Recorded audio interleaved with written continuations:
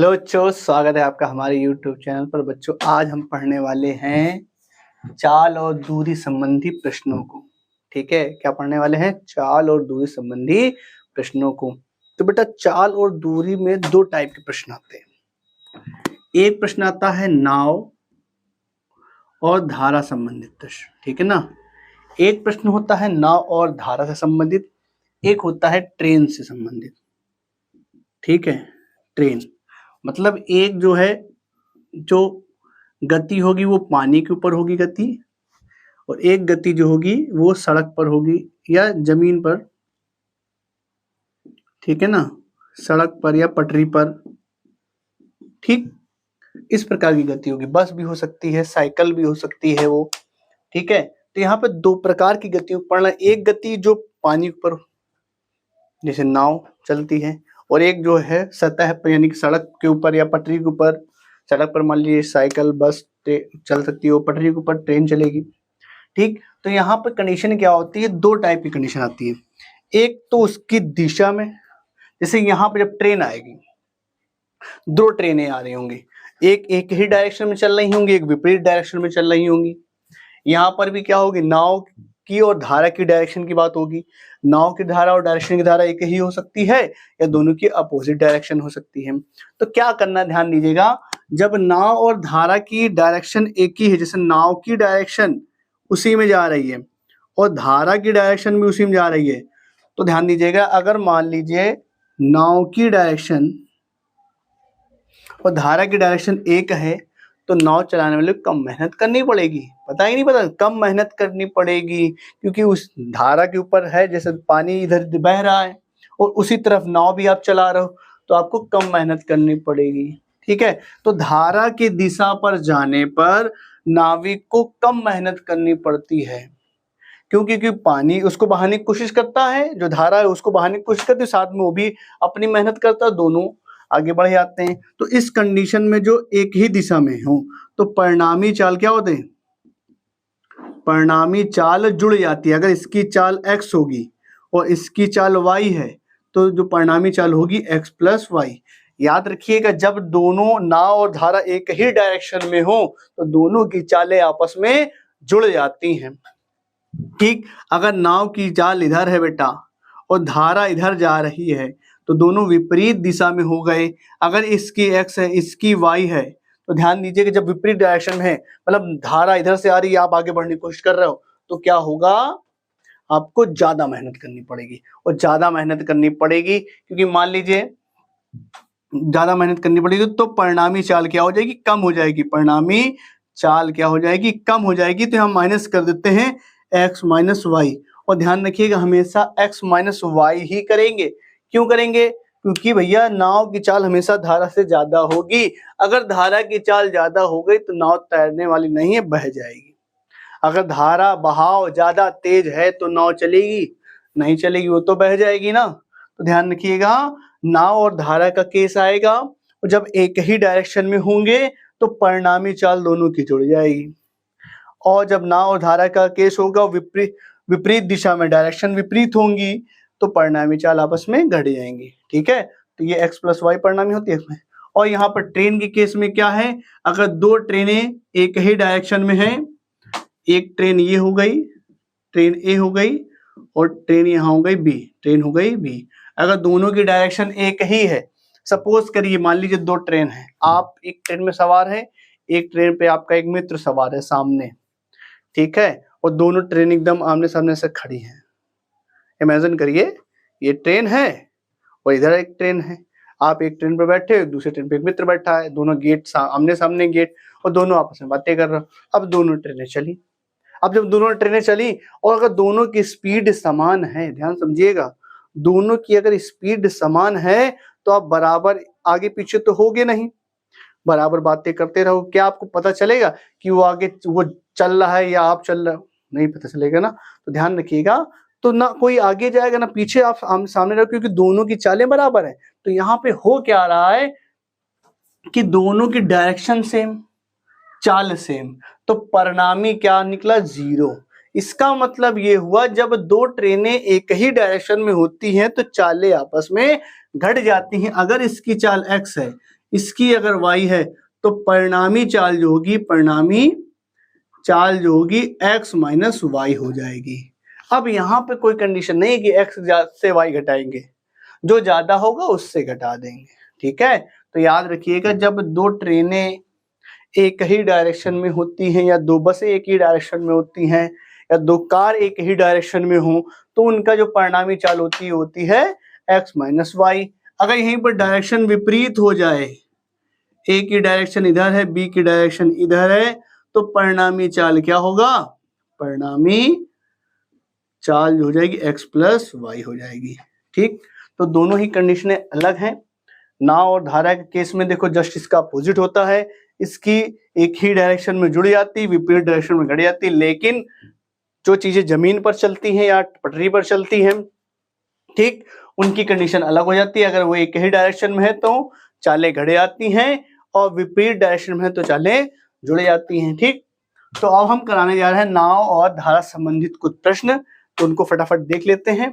ठीक, तो बच्चों एक प्रश्न हमने लिख रखा है कि एक ऋतु है, ऋतु क्या कर रही है कि धारा के अनुकूल जब जाती हैं, धारा के अनुकूल मतलब जिधर धारा जा रही उधर हम भी जा रहे हैं, अगर धारा के अनुकूल जाती है तो क्या हो रहा है, यहाँ पर 2 घंटे में वो 20 किलोमीटर चली जाती है। ठीक, लेकिन जब विपरीत डायरेक्शन में चलती हैं तो 2 घंटे में मात्र 4 किलोमीटर चलती हैं। क्योंकि यहाँ पर ध्यान समझ रहे होगे, आप खुद ही देख रहे होगे कि जब धारा के साथ जा रहे हो तो आपकी चाल प्लस होगी, एक तो आपकी चाल एक तो धारा की चाल दोनों प्लस हो गई, आपको कम समय लगेगा, दूरी ज्यादा तय कर लोगे। लेकिन जब विपरीत डायरेक्शन में हो तो चालें घट जाती हैं, और जब चालें घट गई हैं तो आप क्या करोगे, 2 घंटे में वही 4 किलोमीटर दूरी तय हो रही है। तो यहाँ पे 2 चीजें हैं, एक नाव है और एक धारा। तो यहाँ पे आपको नाव की चाल भी माननी पड़ेगी और धारा की चाल भी माननी पड़ेगी। तो कैसे करेंगे सवाल को देखें ध्यान से। तो हमने माना नाव की चाल, शांत जल में नाव की चाल भी लिख सकते हो, नाव की चाल x किलोमीटर प्रति घंटा, यहां पे लिख सकते हो शांत जल में नाव की चाल। और धारा की चाल y किलोमीटर प्रति घंटा। ठीक है, ये 2 चीजें तो आपको माननी ही माननी है, एक नाव की चाल और एक धारा की चाल। अब आते हैं यहां पर परिणामी चाल, धारा की दिशा में, धारा की दिशा में परिणामी चाल, धारा की दिशा में परिणामी चाल हमने बताया था जब उसी डायरेक्शन में हो तो चालें आपस में जुड़ जाती हैं। तो x प्लस वाई किलोमीटर प्रति घंटा। ठीक है, और धारा की विपरीत दिशा में चाल, धारा के विपरीत दिशा में परिणामी चाल, परिणामी जो चाल होगी वो क्या हो जाएगी, क्योंकि नाव की चाल ज्यादा होगी तो x माइनस वाई किलोमीटर प्रति घंटा। ठीक है, तो ये हो गई। अब देखो ये तो हमने केवल अभी माना है, अभी तो प्रश्न को हमने छुआ ही नहीं है। अभी हमने क्या माना, नाव की चाल x किलोमीटर प्रति घंटा, धारा की चाल y किलोमीटर प्रति घंटा। अगर धारा के दिशा में जाओगे तो x प्लस वाई चाल हो जाएगी, धारा के विपरीत दिशा में आओगे x माइनस वाई चाल हो जाएगी। अब आते हैं प्रश्न के अनुसार। अब 2 किलोमीटर जाने, धारा की दिशा में 20 किलोमीटर जाने में लगा समय, क्या लिखोगे, धारा की दिशा में 20 किलोमीटर जाने में लगा समय कितना बेटा, 2 घंटे है ना। अच्छा, समय कैसे निकालते हो, दूरी बटे चाल से, तो यहां लगाओगे दूरी बटे चाल बराबर 2 घंटे, ये तो होगा ना, दूरी बटे चाल। दूरी कितनी है, 20 किलोमीटर, चाल कितनी है, कौन सी चाल, धारा की दिशा में, और धारा की दिशा में चाल क्या थी, x प्लस वाई बराबर 2। ठीक है, एक काम करोगे, x प्लस वाई को इधर भेजोगे, 2 को इधर भेजोगे, या फिर एक काम कर लो, 2 1 2, 2 5 10, सॉरी 20, 2 दामा 20 हो जाएगा, इसको इधर भेज देते हैं हम, तो आ जाएगा x प्लस वाई बराबर 10। इक्वेशन नंबर फर्स्ट आपकी बन गई। ठीक, इक्वेशन 1 आपकी बन गई।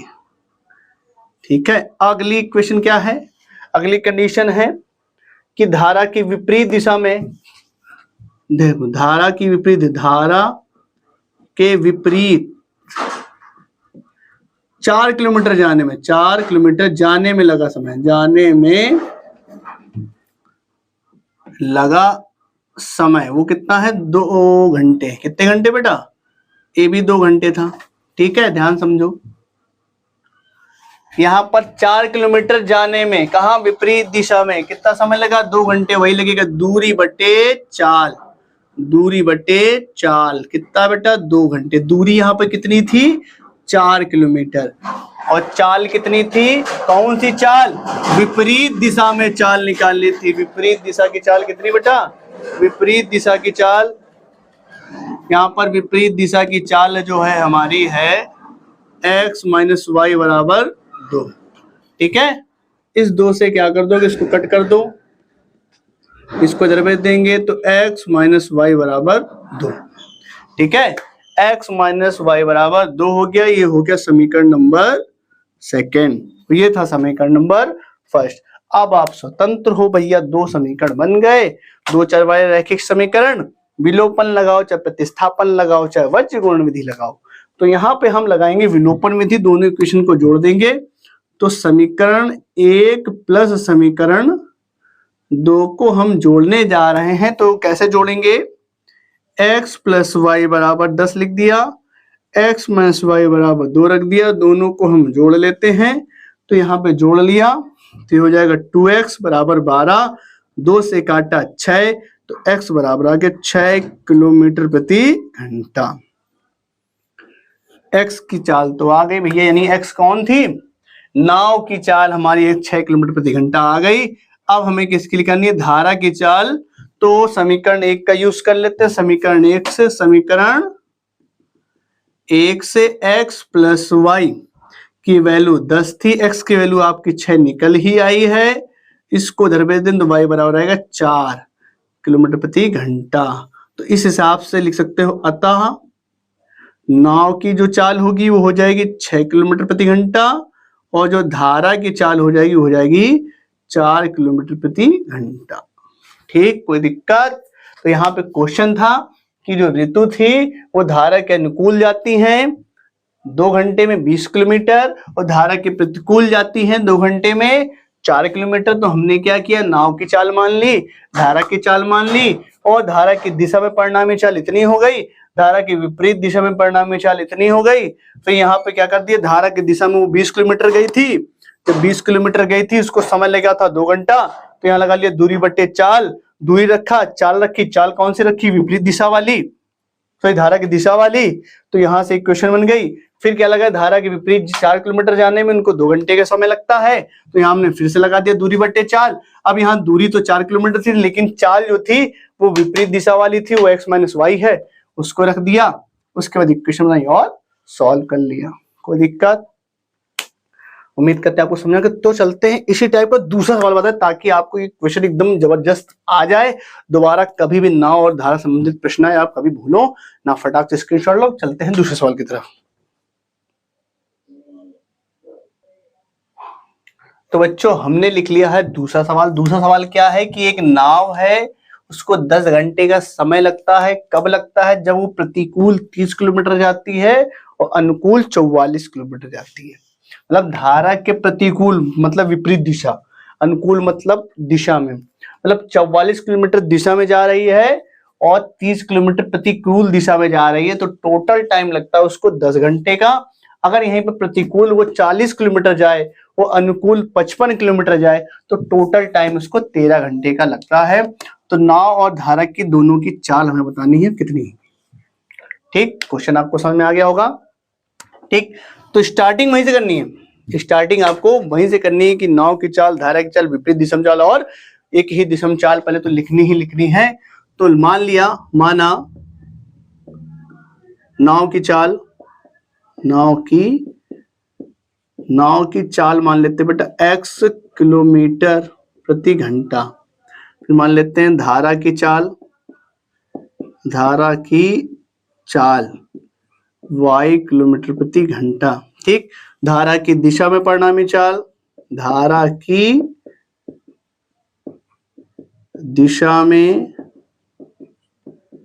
परिणामी चाल हो जाएगी x प्लस वाई। आपको बताया गया कि जब एक ही डायरेक्शन में होंगे तो ये हो जाएगा धारा के विपरीत दिशा में, धारा के विपरीत दिशा में परिणामी चाल जो हो जाएगी वो हो जाएगी x माइनस वाई किलोमीटर प्रति घंटा। ठीक है, प्रति। तो धारा की दिशा में परिणामी चाल, धारा की विपरीत दिशा में, इतना तो आपको लिखना ही लिखना है। अब आते हैं प्रश्न के अनुसार।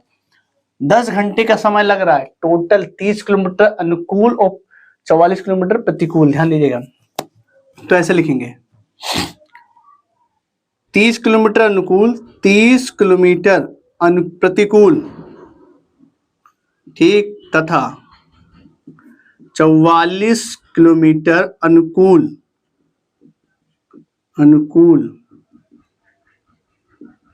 दिशा में जाने में लगा समय, दिशा में जाने में लगा समय वो है बेटा 10 घंटे। कितने घंटे? 10 घंटे। ठीक, तो समय है बेटा, समय बराबर दूरी बटे चाल। तो ध्यान दीजिएगा, तो दूरी बटे चाल होता है, अच्छा टाइम होता है दूरी बटे चाल। ध्यान दीजिए, यहाँ पे दो टाइम है। एक तो टाइम है 30 किलोमीटर जाने में लगा समय, एक टाइम है 44 किलोमीटर जाने में लगा समय, टोटल है 10 घंटे। ठीक, इसको आप एक साथ भी लिख सकते हो, अलग अलग भी लिख सकते हो। कैसे लिख सकते हो अलग अलग? कि भाई 30 किलोमीटर का अलग टाइम निकालो, 44 किलोमीटर का अलग टाइम निकालो, दोनों को ऐड कर दो तो 10 घंटे लिख दो। ऐसे कर सकते हो, यहाँ एक साथ निकालेंगे। अगर आप ध्यान दें 30 किलोमीटर जब बताते हैं तो 30 किलोमीटर में कितना समय लगेगा? दूरी बटे चाल। चाल कौन सी होगी? प्रतिकूल। प्रतिकूल का मतलब विपरीत दिशा में, विपरीत दिशा मतलब ये x माइनस वाई, प्लस मतलब इतना समय लगा होगा 30 किलोमीटर प्रतिकूल जाने में, और 44 किलोमीटर अनुकूल जाने में लगा समय कितना होगा? दूरी बटे चाल। चाल कौन सी लग जाएगी? x प्लस वाई बराबर 10 घंटे। एक क्वेश्चन नंबर फर्स्ट। कोई दिक्कत? चाहो तो आप इसको 2 से डिवाइड कर सकते हो, ठीक है, वरना एक क्वेश्चन हो गई। अब ध्यान दीजिएगा दूसरा क्या होगा? दूसरा है तो प्रतिकूल, 40 किलोमीटर प्रतिकूल, 40 किलोमीटर प्रतिकूल तथा 55 किलोमीटर अनुकूल दिशा में, अनुकूल दिशा में जाने में लगा समय, यहाँ पे वही लिखा जाएगा। तो यहाँ पे कितना समय लग रहा? 13 घंटे का। ध्यान दीजिएगा, पहले जा रहा 40, 40 कैसे जा रहा? प्रतिकूल जा रहा। प्रतिकूल का मतलब विपरीत दिशा, तो x माइनस वाई प्लस ये तो जाने में लगा समय 44, फिर 55 जाने में कितना समय लग गया? ये अनुकूल था, x plus y, total time कितना लग गया? 13 घंटे। Question number second. ठीक है, तो देखिए ध्यान से हमने क्या किया, 30 किलोमीटर प्रतिकूल गए तो इतना टाइम लगा, दूरी बटे चाल। 44 किलोमीटर अनुकूल गए तो दूरी बटे चाल, दोनों टाइम मिला के 10 घंटे लगा। यहाँ पर भी क्या, 40 किलोमीटर प्रतिकूल गए तो इतना टाइम लगा, 55 किलोमीटर अनुकूल गए तो इतना टाइम लगा, दोनों मिला कितना हो गया? 13 घंटे। अब इन दोनों इक्वेशनों को हम करेंगे सॉल्व। ठीक है, तो एक काम करते हैं, कैसे किया जाए? तो बराबर करना ही है, चाहे इधर वाला x इधर वाला टर्म बराबर कर लो, चाहे इधर वाला टर्म बराबर। तो अगर हम इसमें 4 का मल्टीप्लाई करते हैं और इधर हम अगर 3 का मल्टीप्लाई करते हैं तो 120 120 बन जाएगा, और दोनों को हम लोग सॉल्व कर लेंगे। ठीक है, तो हम क्या करते हैं, अब इसको करते जा रहे हैं थोड़ा सा रफ, क्योंकि जगह कम पड़ रही है। ये क्वेश्चन आ गई आपकी, तो हम इसको कर देते हैं रफ। इक्वेशन लिखी रहने देंगे, चलिए इक्वेशन लिखी रहने दें दोनों। ठीक है, अब इन दोनों को हम सॉल्व करेंगे।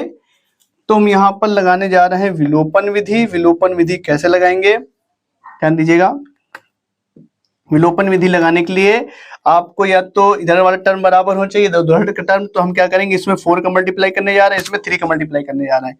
तो इक्वेशन फर्स्ट में मल्टीप्लाई कर देंगे हम लोग 4 का, और माइनस कर देंगे इक्वेशन सेकेंड को, और क्या करके 3 का मल्टीप्लाई करेंगे। तो हम क्या करने जा रहे हैं, इसमें 4 का मल्टीप्लाई करने जा रहे हैं, इसमें 3 का मल्टीप्लाई करने जा रहे हैं, और दोनों को माइनस करेंगे। 4 का करो तो कितना हो जाएगा? 120 बटे x माइनस वाई प्लस इसमें करो 16 और 117, ठीक है, ये हो जाएगा। 4 का इसमें करोगे तो 40 हो जाएगा, ठीक है। चल ठीक, अब यहाँ पर 3 का मल्टीप्लाई करो तो 120 x माइनस वाई हो जाएगा, प्लस इसमें भी 3 का मल्टीप्लाई करो, 3 बचे 15 और 1 16 x प्लस वाई हो जाएगा, और जब इसमें 3 का कराओगे तो 39 हो जाएगा, ठीक है। तो इस हिसाब से ये हो गया। अब इन दोनों को हम करने जा रहे हैं माइनस, तो यहाँ पे हम इनको करेंगे माइनस। देखो माइनस करेंगे तो क्या होगा, ये पूरा कट जाएगा, ये माइनस और ये भी माइनस। तो यहाँ 176 से 165 घटेगा तो कितना हो जाएगा, 11 बट्टे एक्स प्लस वाई आएगा, ठीक है। यहाँ पे कितना आएगा, यहाँ तो केवल 1 आएगा, तो क्या करोगे, x प्लस वाई को उधर भेज दोगे तो आएगा x प्लस वाई बराबर 11। ये इक्वेशन नंबर हो गई थर्ड, ठीक है।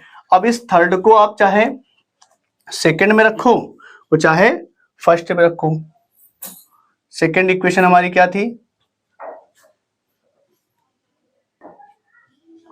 अब हम इस मान को उठा के रख देंगे इक्वेशन नंबर सेकंड में। ये थी हमारी इक्वेशन नंबर सेकंड की, 30 बटे एक्स माइनस वाई प्लस 44 बटे एक्स प्लस वाई बराबर 10। इसमें हम वैल्यू को रख देंगे, तो लिख देते हैं समीकरण 2 से समीकरण